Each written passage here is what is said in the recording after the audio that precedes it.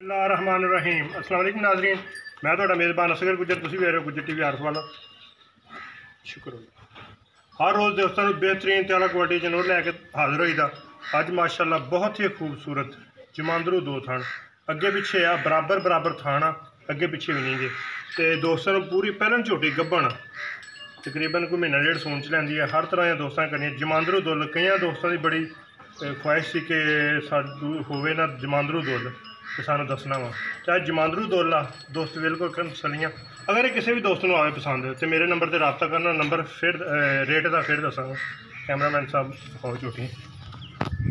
अगर ये झोटी किसी ने भी आती पसंद, खूबसूरत आ, पहलन को महीना डेढ़ लैंदी सून च, जमांदरू दुल आ, मोड़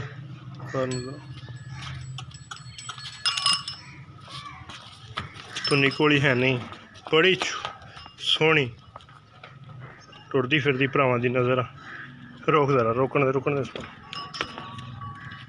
है दो थान अगे पिछे है, ये बराबर हो अगे पिछे बराबर अगे पिछे होने तो नहीं चंगे लगते। है उधर इंशाल्लाह जा रहा है पिछे सारा डोडा देगी चक, जमांदरू दुलड़े नूं कहंदे आ। ठीक हो गया, सोहनी है, कड्डी है, पुट्ठा सोहना कद चंगा वा, टोर जरा शौक वाली। अगर किसी भी दोस्त को आती पसंद, अदनान का मूँह फड़ लेंगे।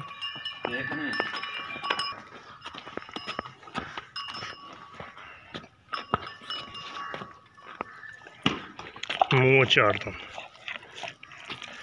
चौकी पक्की ग्रंटड, मूँह चारदा होंदा, इन बाहर नहीं कड्डे, मूँह चौगी है, नस्ल बड़ी माशाल्लाह, फुल बरीक धागे वर्गी पुछल, चमड़ी बड़ी बरीक।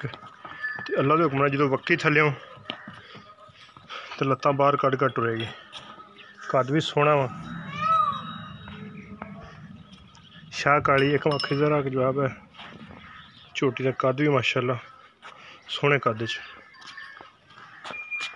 जैनमन दो थाना जमांदरू,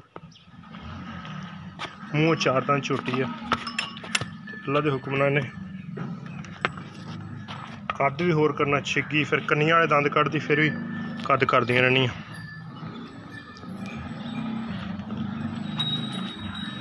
बिल्कुल खूबसूरत। अगर किसी भी दोस्त को आती पसंद, शौक ना, सिर्फ शौक वाले दोस्तों वास्ते